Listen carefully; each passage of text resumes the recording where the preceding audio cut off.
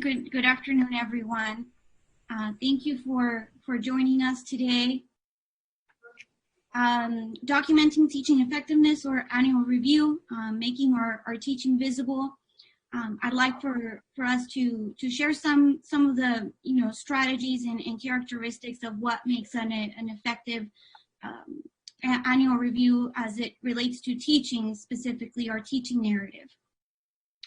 I'm an associate professor in the Department of Writing and Language Studies, and I'm also the director for the Center for Teaching Excellence. So our objectives for today, we'd like to identify characteristics of effective narratives on teaching, reflect on our personal teaching narrative, and hopefully develop a plan to write and or revise your narratives as it applies and as you would like to see. Before I share some of those characteristics and we delve into the reflection and conversation, I would like just to remind us of the university expectations and the language that we have in the HOP to ensure that we reference that language and we are aware of what that consists of, and specifically referencing our departmental expectations for faculty review, annual review, as it relates to all areas, of course, but since we're talking about teaching here, I decided to highlight my department's expectations here. Just be mindful of what those are and ensure that your narrative is responding to those expectations. Faculty members should, for example, report all of their activities and highlight the impact and significance of these activities in their review narratives. And so that's a little bit of what my department expects, and we have some examples here, for instance, incorporating experiential learning and community engagement and adapting courses for different student populations are highly encouraged. So what is the language that your department uses to encourage faculty to narrate and reflect and document their teaching? Okay, so as I think about writing my teaching narrative for this year, right? I think about, well, who has influenced my thoughts about what does it mean to write a teaching narrative right now, considering the transition that we went through in the spring semester to remote and online learning, and our current situation with the public health crisis. And so as I think about these things, there are 4 things, and there may be others. So the purpose of me sharing this is to invite you to also identify what are the things that have influenced you, and how can you draw on that to narrate your teaching documentation. So one, for me, it's my students' experiences with remote and online learning, what I learned from them as we transitioned, and what I'm learning from them now as we start a new semester. 2, email communications from my department chair and college dean. Our college dean would send us weekly announcements. Our department chair would also send us regular announcements as it related to teaching and the transition and how things were developing and how we document for annual review. And so I saved those communications, I put them in a folder, and I'm going back to those and reviewing those. And then 3, we did receive a COVID-19 message from the EVPs for Faculty Affairs and Health Affairs. I included an image here, and I'm sure we'll send you the link to this presentation, but just to remind us of the language that was being used in these initial communications. That was from April 7th on a Tuesday. And how peer observation of teaching, for instance, was framed. I'm going back to that and identifying ways in which I can draw on this language to frame my teaching as well. So I recommend that. In the Chronicle, and this is a live link here, there was an article that I found quite inspirational as well, how not to evaluate teaching during a pandemic. Of course, we know that we all have responsibilities, so we're responding to those responsibilities. There was an entire semester where we taught in a normal way, and we're reflecting on that semester, and that's the fall 2019 semester. But we know that the spring semester and perhaps summer, if we taught summer, may require a different approach to our teaching narrative. But it inspired me because it also gave me ideas, some of which I'm going to share with you here, of how to reflect and think about our teaching during this time. And again, I invite you to think about other things, and if you want to take the time to write in the chat what are those things that are influence you, please you're more than welcome to share that with our colleagues here. Okay. So one other thing that I would like to share is the teaching mindset, right? Or the teaching narrative mindset that I'm personally approaching my narrative. I'm sorry? Oh, okay. Is that one, shaping our teaching narrative through a responsive teaching lens is so important. Always, right? Even if we weren't, going through, this transition and we weren't experiencing a public health crisis, we should always be reflective of our teaching in a responsive way. How are we responding to our teaching, shifting our teaching approaches based on student feedback, based on the assessments, based on our peer observations of teaching, based on course evaluations, but especially after COVID, right? How did we respond? What did we learn? What challenges did we experience? And what steps are we taking from there? And then two, constructively reflect on the context of your teaching, right? The pedagogical shifts and the innovations and the growth in providing and shaping that context is important.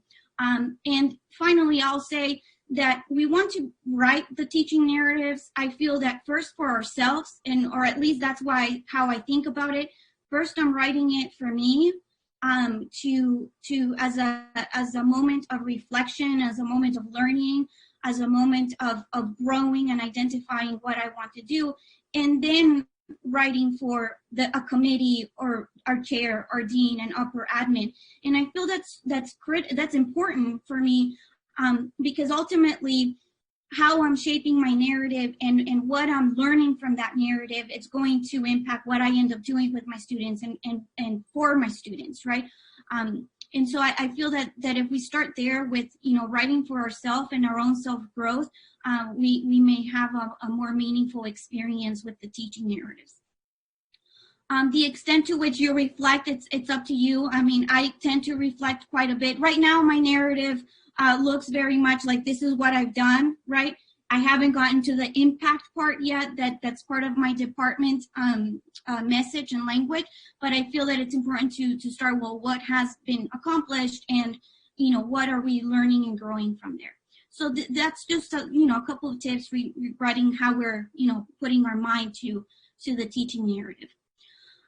Okay, so what are characteristics of effective teaching narratives for annual review? And this comes, I've identified these areas based on feedback I've received, based on conversations I've had with my chair, based on feedback from upper admin in my annual review, documentation and tenure promotion things. So we'll break them out, right? One by one, we'll go by with each one. So they're there so we can reference them initially. So one, highlighting our values and beliefs about teaching and learning. And that's something hopefully that we're all doing already, based on our teaching philosophy, based on a teaching narrative that we wrote for when we were hired or whatnot. But these values and beliefs should continue to play a role in our narratives each year, and also how they're shifting and how they're changing, right? So identifying what are those values and beliefs and why you hold them, identifying shifts in our teaching values perhaps after COVID, maybe to reflect more flexibility, empathy or compassion for our students, for ourselves during this time. Whatever that shift was and whatever that shift meant to you, we're identifying those we're making meaning of that. And then, of course, we're aligning our values and beliefs to our student learning outcomes, to perhaps the course content, assessments in our class, and pedagogies, right? So essentially, why are we doing what we're doing? We're not just doing the things to, achieve a particular SLO, but because that particular SLO aligns with something that we value intrinsically and we want to convey to our students. And feel free, I should probably open the chat here.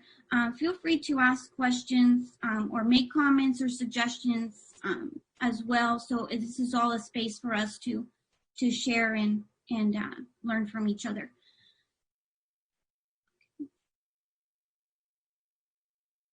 Focusing on self-growth and improvement is important. I know that we likely want to highlight what we have accomplished and our successes and how we've succeeded. And yes, that is very important for us to highlight those achievements and moments of success. But equally valuable and even more valuable is to highlight areas where we see growth, where we see development and opportunities for development to happen. Reflecting on the self-initiatives that you took to improve your teaching is important. For example, perhaps you made it your goal to attend professional development through the CTE or your department, or through another program or office on campus, and how has that contributed to your development? Perhaps you asked for feedback on your teaching from peers or from your students via course evaluations or reflections. And so how did you take that in self-initiative, and why did you take that self-initiative? I don't think there's anything wrong for us to be able to identify things where we can grow, right? And especially after the transition, that caught us all by surprise, and we needed to make immediate shifts and changes to our teaching. We were learning. We probably spent the summer learning and reading texts and books and different strategies, attending sessions. So all of those components are critical, right? But we don't want to just list them, right? We want to contextualize them, and that comes further down. And then two there in that bullet point there is identifying areas of growth informed by these different initiatives, self-initiatives that you took, and then committing to future action, right? So it's not just, I had a peer observation in March, right, as we transitioned, and that's it, right? But okay, what am I taking from that peer observation, and what specific action steps am I taking to grow from that? And I know peer observations are required, and we're including them because they're required, or in a normal year. I know this semester or this year they're optional. I'm still including mine because I feel it's an important component of that process and that learning process. So I encourage you to include it anyway. Okay. Identifying our student engagement and learning in our courses by providing specific examples. And I'm sorry, over here, number 2, I forgot to mention that. Identifying specific, and maybe it's maybe it was implied, but yes, specific examples, right, is important for us to identify maybe a short anecdote. I just conducted a mock interview with a student who was applying to medical school, and I identified some questions, right, of a list that she gave me, and one of the things that I noticed in her responses was that she just didn't answer the question. She provided anecdotes and stories, right, to represent that, and that sticks, right? That sticks with us. That has an impact on that. And of course, I say that because I'm in the writing and language studies department, and I tend to write more than maybe my committee, the review committee wants to see. But that leaves a mark for the reader and for yourself as well. And this applies to number 3 as well, identifying student engagement and learning through examples, right? Articulating how students demonstrated engagement and learning in your courses. And the same goes if they didn't, right? If you struggled with student engagement and attendance, that was something that I remember reflecting on my annual review last year. But I also identified things that I was going to do this past academic year and to increase engagement and learning. And one of those things was an engagement reflection journal that I embedded as part of my courses. So identifying specific things that you're doing that demonstrate engagement and learning on the part of the student, but also identifies things, action steps that you're taking to lead that way. Providing specific examples of that engagement and learning, maybe quotes from student projects. Of course, to the extent to which you do this, it's up to you. And it doesn't have to be extensive either. Particularly reflecting on the assessments from students, right? What do assessments reflect about student learning outcomes in the course? Are the assessments that I'm doing aligned to those SLOs that we have for the course or for the program or the degree? And are students demonstrating that, or could the assessments be revised, right? Or how I'm assessing, could that process be revised as well? How did you collect feedback from students on their learning experiences after COVID? That's critical for us to be able to revise how we're teaching in a way that is responsive to what students are experiencing and what we're experiencing.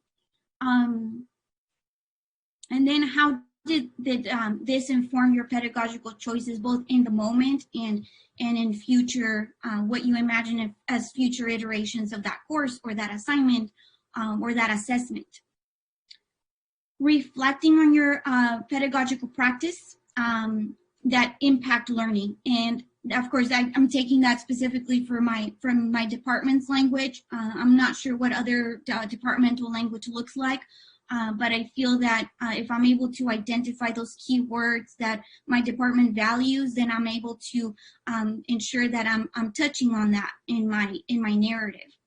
And that connects to innovation, right? My department language talks about innovation in teaching and course redesign and specific pedagogical practices. So with number 4, showcasing innovation and redesign as linked to either our strategic plan, our university values, mission, beliefs, right?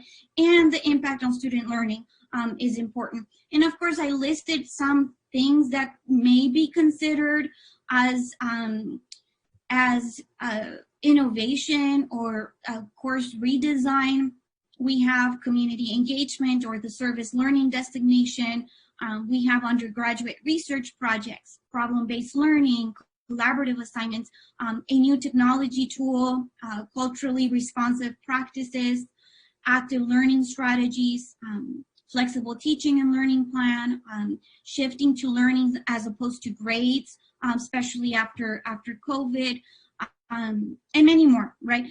So that's just a list, and perhaps this is something that within your departments, your department chair may talk about certain practices or certain pedagogies that are considered innovative, and also, like, I would say this too, like perhaps, for example, community engagement service learning, we have quite a bit of faculty who have that designation, but it may be new to you, right? And so even if it's an established practice, right, identifying how that innovation may be new to you is important, right? It may not be an innovation for someone else, right? But framing it as your own, taking ownership of that and your own innovation is an important component of that reflection or that narrative. Linking your pedagogical practice to specific learning outcomes as represented in assessments or projects is critical, right? Because perhaps these items here, these pedagogical practices may be a part of your your assessments, right? But then how are those assessments then linked to your learning outcomes? So what, in other words, why are you doing what you're doing? And again, it may link back to your values and beliefs in that way. So those are some things for us to think about and to reflect on. What new pedagogical approaches will be implemented in subsequent semesters as we explore online and remote teaching. What new technology do you feel that may allow students to showcase their knowledge and their experiences and allow us to assess the learning outcomes for that course? Also, I'm going to pause right there because I forgot to mention that, like, I know these are numbered, but they're not numbered in any particular order of importance or anything like that. And the other thing is that it's not like I'm talking about 1 and then 2 in my narrative, but they're all embedded and they're all interconnected and interwoven. So that's something to keep in mind. Just key things that perhaps that we may want to touch on as we are reflecting on our teaching. And number 5 is what I had mentioned very early on about contextualizing students' evaluations and peer observation of teaching. It's very important that everything, right? Even these innovations and these student engagement examples, that we contextualize them within a specific class, not just that we say, well, you know, I developed a service learning course, or I engaged in community engaged project, but that we contextualize that for the course. Why did you do it?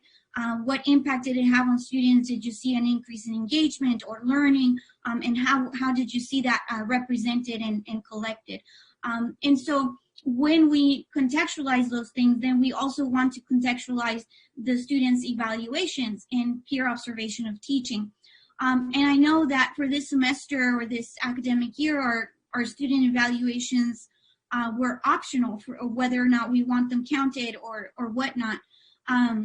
I feel that it's important for us to, you know, of course, everybody has a choice in how or whatnot to count it. So even if you chose not to have it count for your annual review or tenure and promotion, I feel that it's still worthwhile to reflect on the student evaluations, especially because I know, you know, Claudia in the office came up, you know, identified the questions, these additional questions, specific questions for during the transition.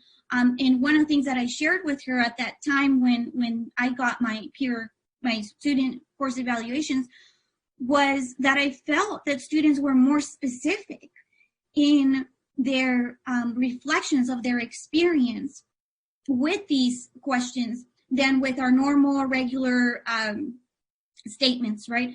And so that's something that I value in my students. They were able to identify specific things that worked and specific things that didn't work. And I mean, personally, perhaps I'm an idealist, I don't know. But in my mind, even if students are critiquing something, that shouldn't be negatively evaluated in our annual review, right? I mean, for me, like, it's common sense, right?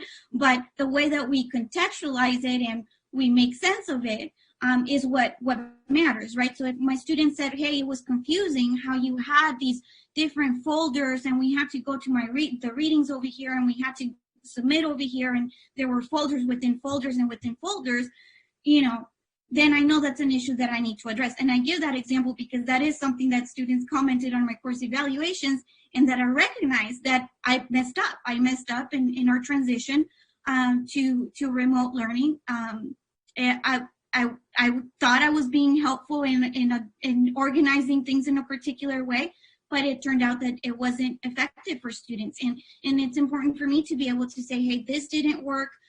This is how I'm going to do it next time, and this is the steps that I'm taking, right? So the same thing applies for the peer observation of teaching. Even though they're not counted, did you still seek feedback from a peer even after the transition to remote and online learning? I did, and I was very grateful for my peer, my colleague, who even in the midst of everything that was happening, she was still willing to observe my online class.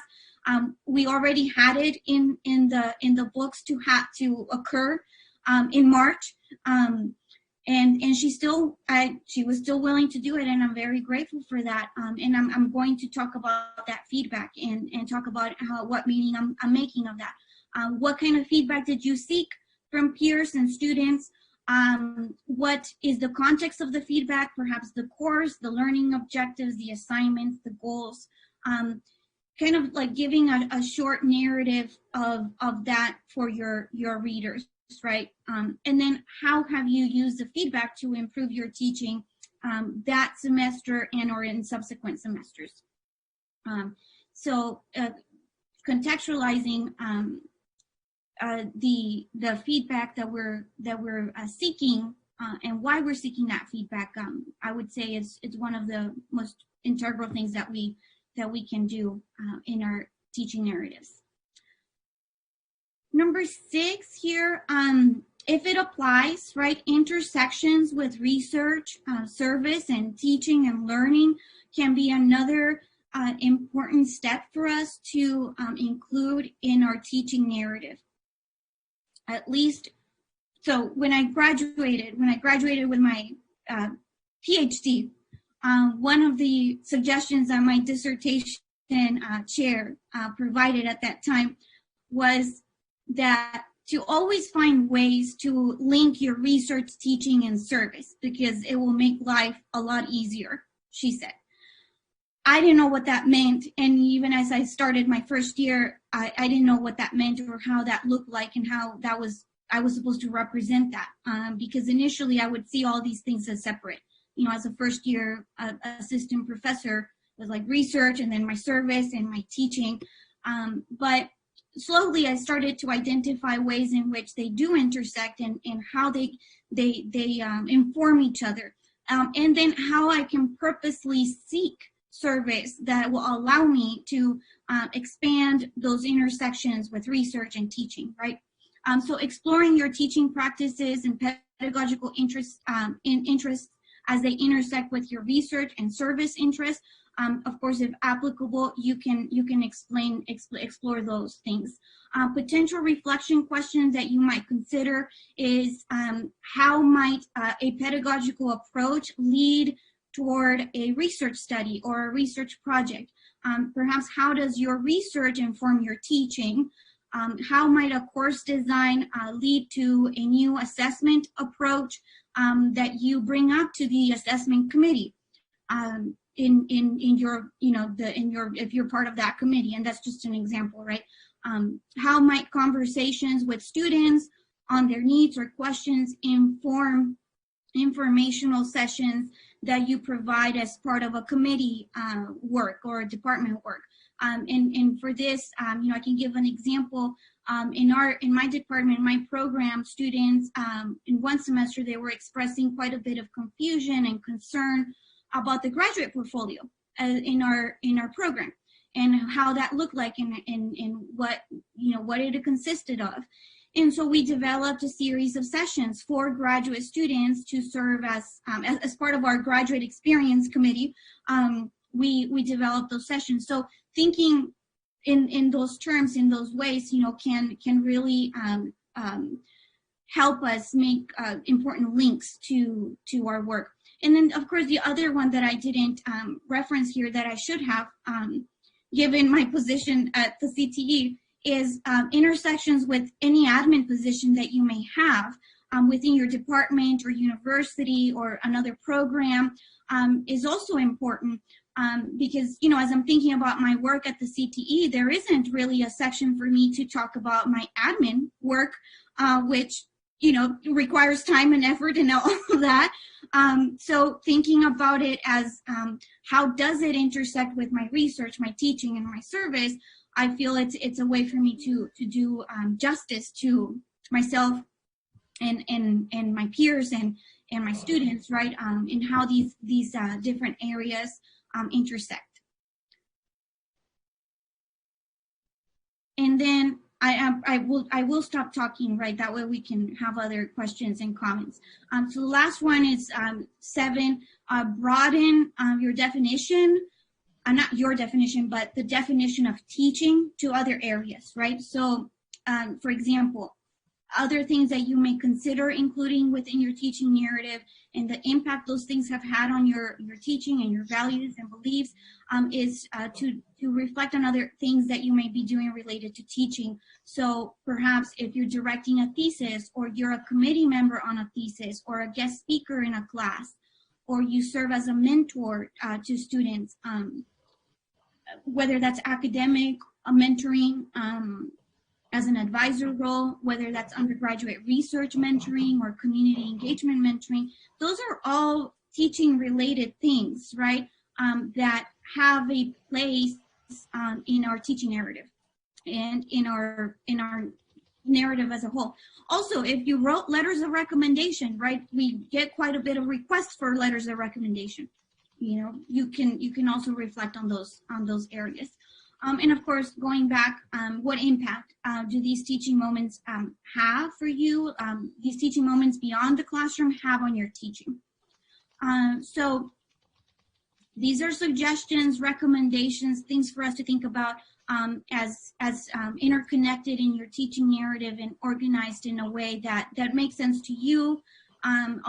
We receive some questions related to organization, like how does this look like when we write it. You could organize it based on themes like values, right? I've done that before. I've organized based on my teaching values, and then I've incorporated evidence of that into those different sections. I've also organized based on courses, undergraduate all the way to graduate. That could be another way to organize, and I'm sure our peers have other ways as well. So I will stop talking now, where we can share, ask questions, and think about our teaching narrative.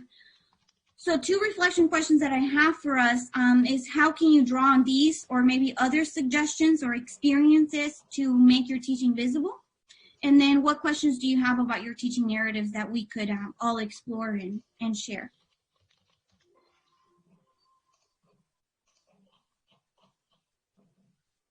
So we can just open it up to reflection questions.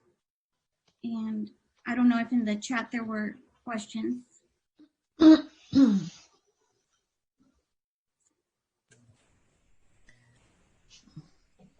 have a question on the chat.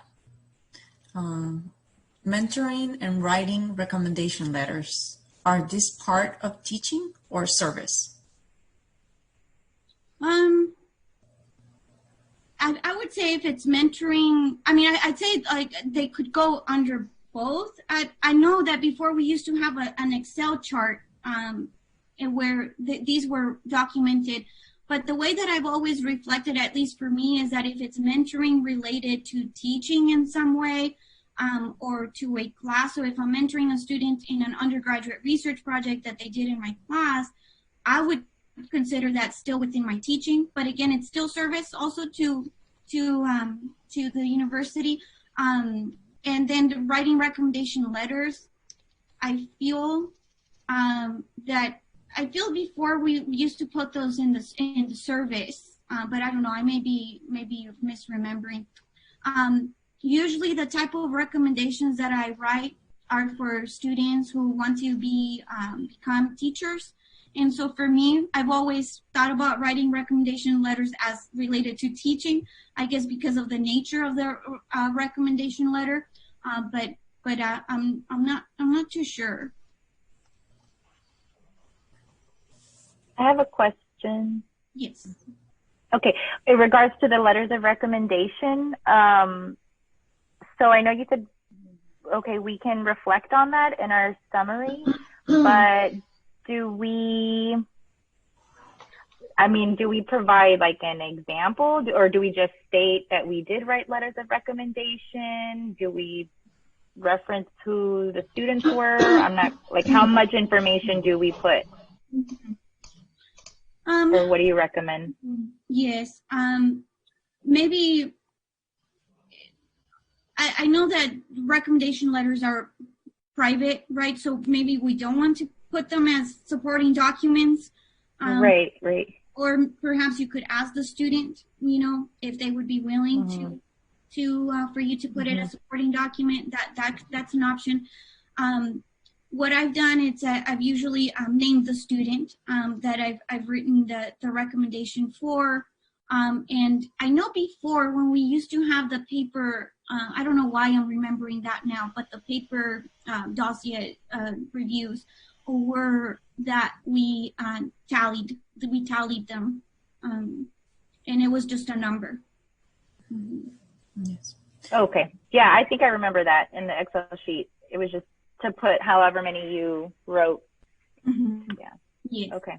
Yes. Dr. Blog is providing some great comments on the chat regarding this topic. Says writing recommendation letters belongs to the service area, but the quality of the student you're writing a letter for should be acknowledged in the teaching area. Presumably, a student you're writing for has some accomplishments that can be cited. Thank you. There are other comments that continue to flow in the chat related to writing letters and different approaches that can be taken.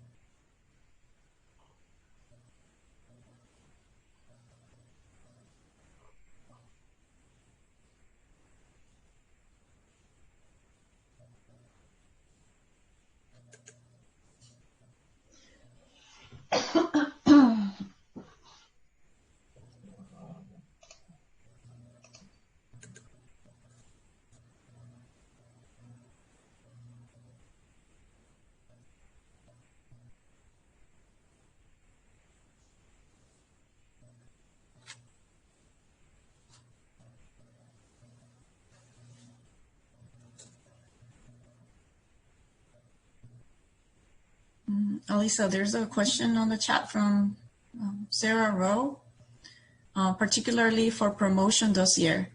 Is it appropriate to think of the statement as being similar to what we put together for Rhoda?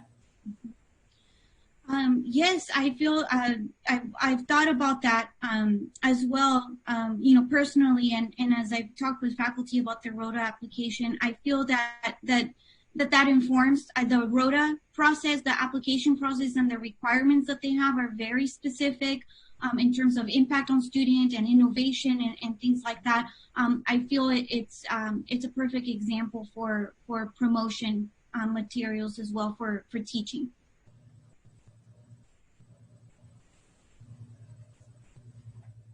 Yes, Valerie asked a question. Yes. Or they're asking if your question got answered. Oh, yes. Yes, sorry.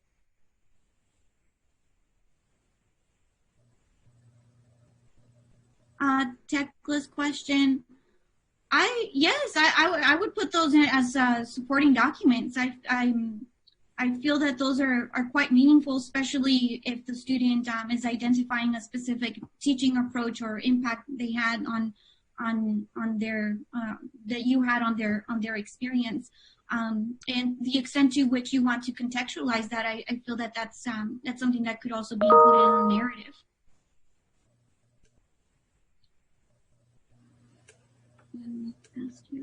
Okay, so for promotion, you would reflect on your teaching for the entire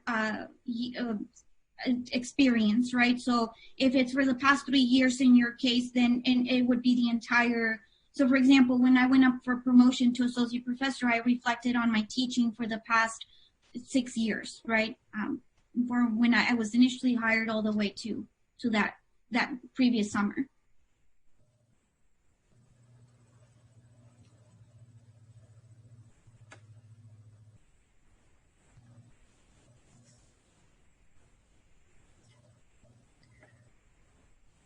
Yeah, so there's a question regarding including thank you letters or notes from students within the dossier. And I see some comments from faculty colleagues saying that yes, that they're powerful pieces of evidence. And I agree, and I think it speaks to what Alisa was explaining regarding, you know, your examples and the stories behind it. That directly speaks to impact, which is, you know, the learning experience of your students, what they were able to do because of your teaching and your mentoring and all the other areas that go in line with that. And I would say that that's the same for those letters of reference. Building on what Dr. Block said, not just the examples of you teaching those students, but what they were able to accomplish, like following up with those students after, you know, you submitted or you helped them with those recommendation letters as to the progress that they made in terms of what they were able to accomplish and getting into a graduate program, you know, research that they were able to do, participation in the national or regional organizations. So all of that speaks to the impact that you are having on those students that you're teaching.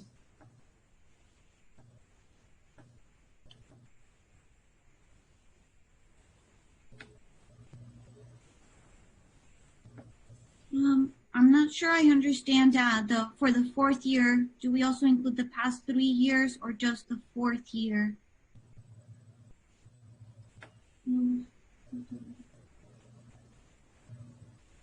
Oh, for the annual review.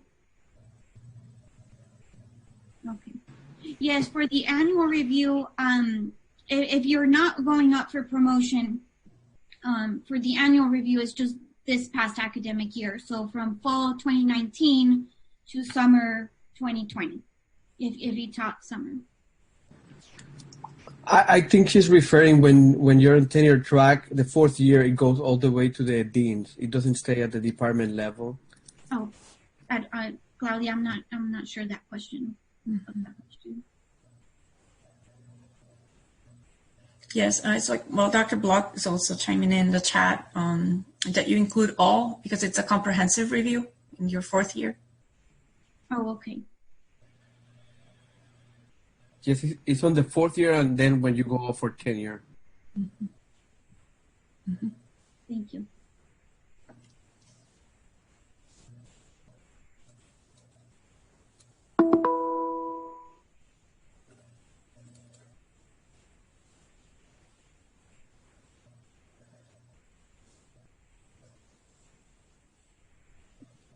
I thought I'd chime in. This is Karen Lewis. Yes, Dr. Lewis.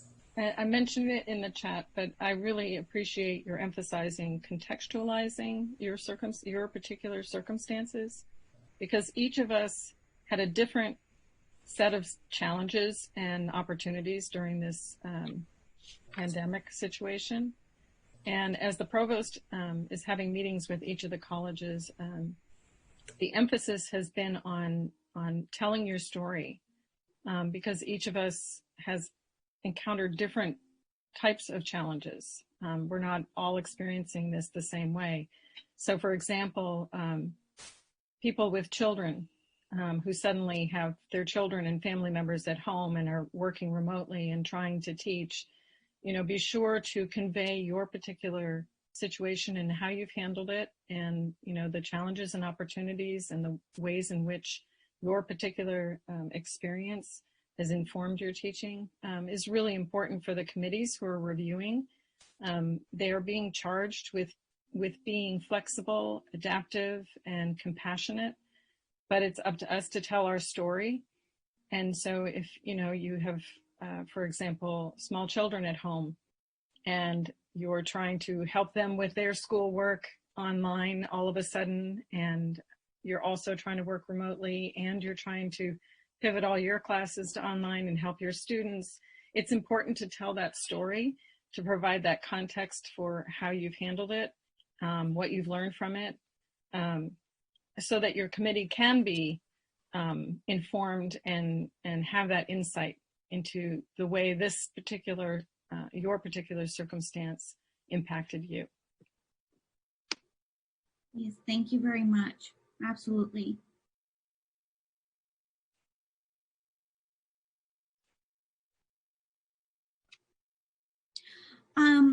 Paul is asking if we could go over this four-year review process. Honestly, I had forgotten, and it's not too long ago that I went through that process myself. I don't know if someone else could provide that context for us. I'm going to take advantage of having Dr. Block in the call. If you don't mind, Dr. Block, participating and going over it a little bit. You're asking for just a general look at the fourth year review? Yes. The fourth year, most universities, this one is a little bit unusual, have a mid-probationary review. And that's in the third year, not the fourth year.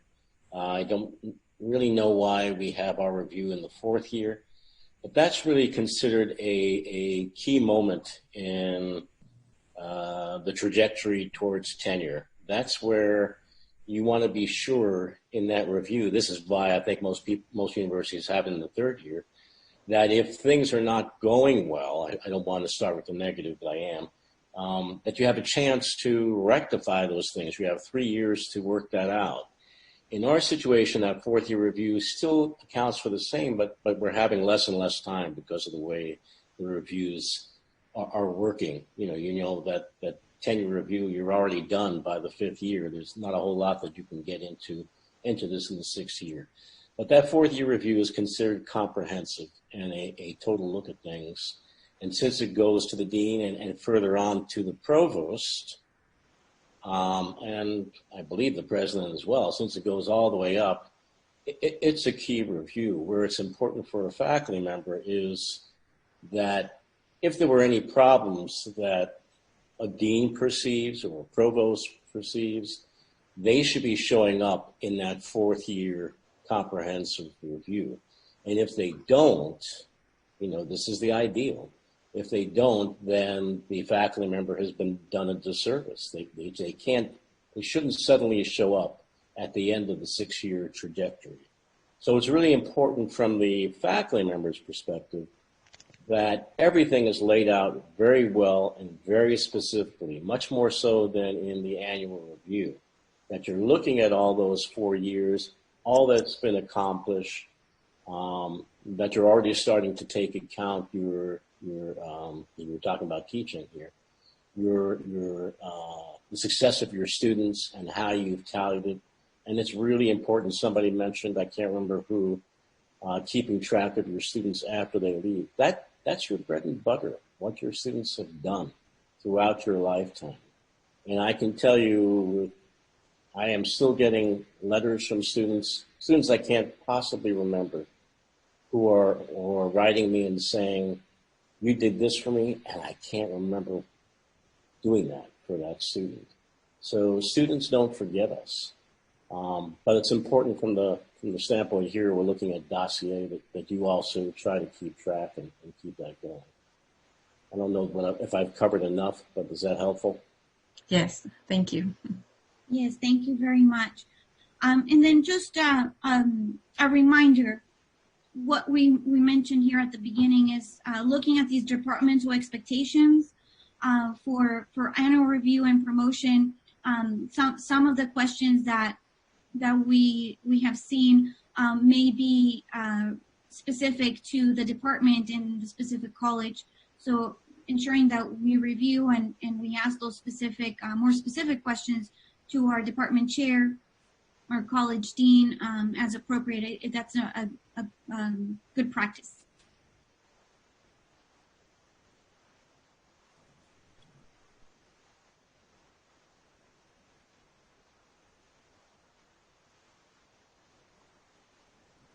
Can I add something? Yes. From the faculty perspective, and I was last year the chair of the university committee for promotion, and it's important that when we write our statements, that we're writing for people in our area, but we're also going to be evaluated from people from all different areas in the university. So I call it writing for dummies. It's important that everyone can understand what you're talking about. Not that I write a mathematical formula or I speak in an artistic way. No, that I write everything simple, concise, but that everybody's going to understand. Otherwise, when you get to the committees outside your department, and there are questions that shouldn't be there, and these committees, of course, we're looking for everything how it should be, and we're looking at the department criteria and everything, but it's important the way you write these things. Thank you. Thank you.